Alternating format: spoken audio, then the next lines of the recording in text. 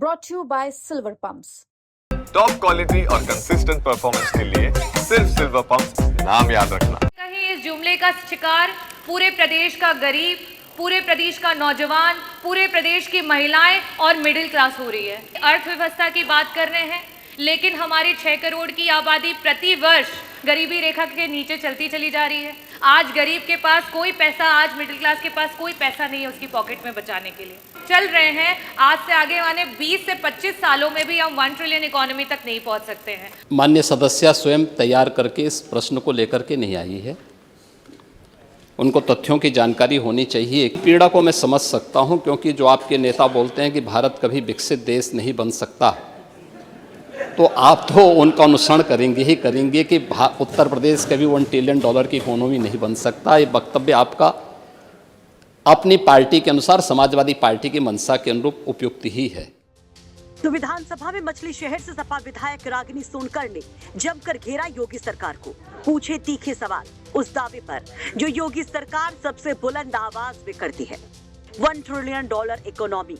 इधर रागिनी सोनकर सवाल पूछती, उधर सब देखते रह जाते हैं। रागिनी सोनकर सरकार के $1 ट्रिलियन इकोनॉमी को जुमला बताती है।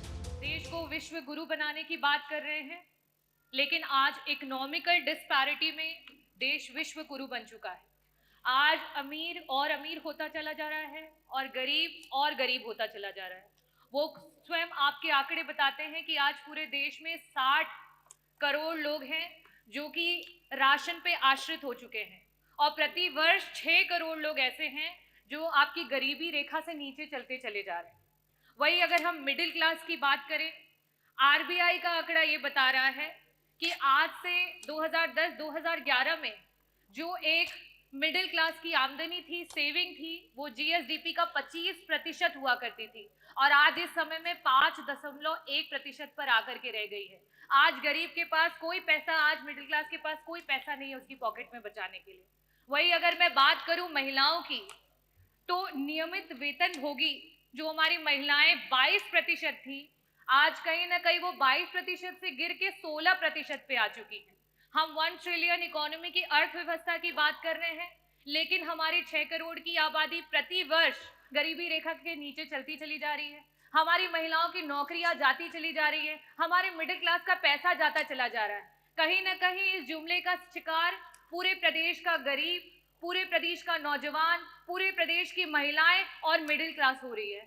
मेरा प्रश्न जो था वो अर्थव्यवस्था से लेकर के था कि 1 ट्रिलियन इकोनॉमी प्रदेश कब तक पहुंचा देगा, और साथ ही साथ मेरा प्रश्न था कि वो कौन कौन से विभाग हैं जो सबसे ज्यादा और सबसे कम कंट्रीब्यूट कर रहे हैं, और उनको किस तरीके से उनके कंट्रीब्यूशन को बढ़ाया जाएगा। मंत्री जी जो जवाब आया है उसमें विभिन्न प्रमुख सचिव जो इसके लिए रिस्पॉन्सिबल हैं उन विभागों के नाम आए हैं, लेकिन किसका कितना % कंट्रीब्यूशन है, क्यों कम है, कैसे ज्यादा होगा, उसकी कोई भी इसमें वर्णन नहीं दिया गया है।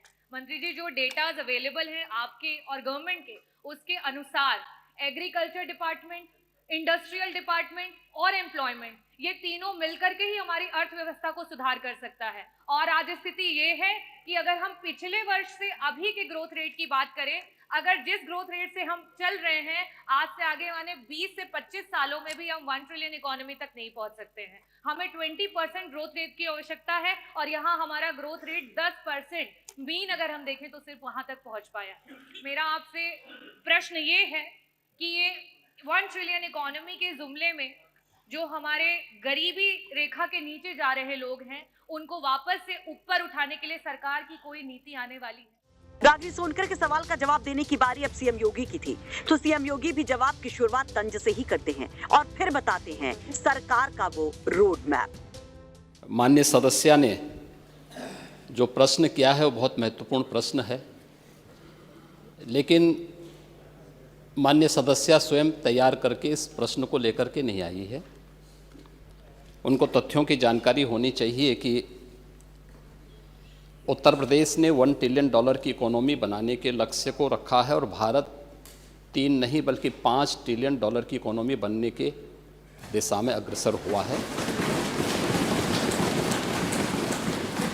आपकी पीड़ा को मैं समझ सकता हूं, क्योंकि जो आपके नेता बोलते हैं कि भारत कभी विकसित देश नहीं बन सकता, तो आप तो उनका अनुसरण करेंगे ही करेंगे कि उत्तर प्रदेश कभी $1 ट्रिलियन की इकोनॉमी नहीं बन सकता। ये वक्तव्य आपका अपनी पार्टी के अनुसार, समाजवादी पार्टी की मंशा के अनुरूप उपयुक्त ही है। लेकिन भारत आज दुनिया की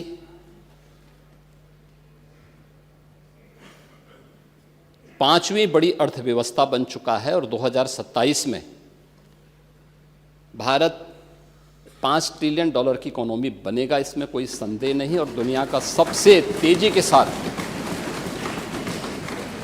उभरती हुई अर्थव्यवस्था के रूप में, सर्वाधिक ग्रोथ रेट के साथ भारत आज दुनिया की एक बड़ी अर्थव्यवस्था के रूप में आगे बढ़ रहा है। और मुझे लगता है कि 140 करोड़ भारतवासियों को इस पर गौरव की अनुभूति होनी चाहिए। हो सकता है कुछ लोगों को इसमें अच्छा नहीं लग रहा हो, क्योंकि जिनका अपना पर्सनल एजेंडा होता है वह देश के विकास को अच्छा नहीं मानेंगे। लेकिन आदरणीय प्रधानमंत्री जी की प्रेरणा से, उनके विजन के अनुरूप उत्तर प्रदेश ने भी $1 ट्रिलियन की इकोनॉमी बनने की दिशा में एक बड़े कार्यक्रम को आगे बढ़ाया है। हमने 2022 से इसके लिए एक व्यवस्थित कार्य योजना को आगे बढ़ाया है और उसके अनुरूप सरकार ने अपने कार्यक्रम को तेजी के साथ 10 सेक्टर में हमने इन कार्यक्रमों को आगे बढ़ाया है। और मुझे लगता है कि आपके जो उत्तर आपको यहाँ से भेजा गया होगा उसमें विस्तृत रूप से दिया गया है कि 10 सेक्टर जो बनाए गए हैं, हर सेक्टर में कोई ना कोई अपर मुख्य सचिव या प्रमुख सचिव स्तर का अधिकारी उसकी नियमित मॉनिटरिंग करता है। मासिक रूप से उस सेक्टर से जुड़े हुए किसी वरिष्ठ मंत्री के द्वारा उसकी समीक्षा की जाती है। उसके कुछ सुनिश्चित पैरामीटर और इंडिकेटर्स तय किए गए हैं उनको अचीव करने के लिए, और सीएम डैशबोर्ड के माध्यम से मासिक रूप से इसकी समीक्षा होती है। हर तीसरे महीने मैं स्वयं भी इसकी समीक्षा करता हूं और मुझे बताते हुए प्रसन्नता है कि पिछले 3 वर्ष के अंदर जो हमने टारगेट तय किए थे, हमने उसको सफलतापूर्वक प्राप्त किया है। इसी का परिणाम है कि जब हमारी सरकार आई थी। वैसे आपको बता दें कि सपा की विधायिका रागिनी सोनकर विधानसभा में अक्सर अपने भाषण और बयानों की वजह से चर्चा में रहती हैं और एक बार फिर से जिस तरह से उन्होंने अर्थव्यवस्था को लेकर सरकार को घेरा, सवाल उठाया, वो काफी वायरल है। वैसे इस पर आप क्या कहेंगे? रागिनी सोनकर के सवाल और योगी के जवाब पर अपनी राय जरूर रखिए। ब्यूरो रिपोर्ट, यूपी तक।